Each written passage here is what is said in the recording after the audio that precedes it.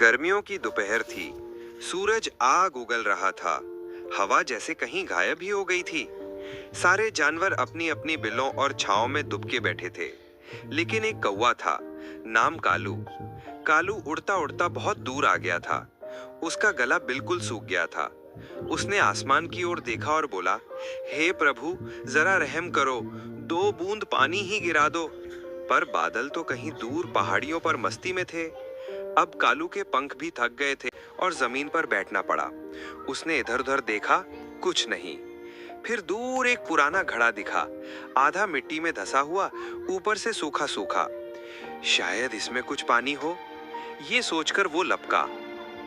झांक कर देखा, हाँ, पानी तो था, पर बहुत नीचे। उसकी चोंच वहां तक पहुंच ही नहीं सकती थी।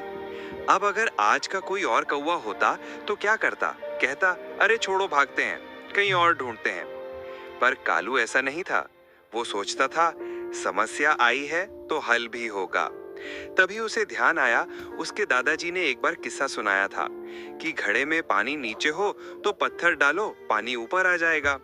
बस फिर क्या था, कालू ने पास पड़े कंकर बीन बीन कर घड़े में डालना शुरू किया। 1, 2, 3, घड़ा धीरे धीरे भरने लगा। पर जैसे ही पानी ऊपर आया, एक छोटा मेंढक भी छलांग मारकर बाहर आया। कालू चौंक गया। अरे, तू कहां से आया? मेंढक हाफता हुआ बोला, भाई, तू फरिश्ता है। मैं कल गलती से इस घड़े में गिर गया था। घड़ा गहरा था और निकल नहीं पा रहा था। अगर तू ना आता तो शायद अब तक। कालू मुस्कुराया, मैं तो बस अपनी प्यास बुझाने आया था।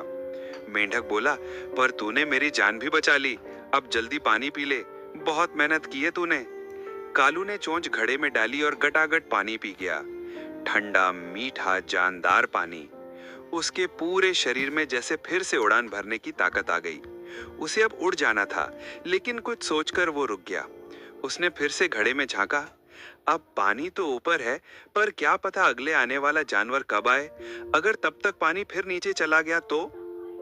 कालू ने दोबारा पत्थर उठाए और घड़े में तब तक डालता रहा जब तक पानी बिल्कुल ऊपर तक नहीं आ गया। मेंढक बोला, तू अब भी डाल रहा है? कालू बोला, मैं तो अपनी प्यास बुझा चुका, अब किसी और की बारी है।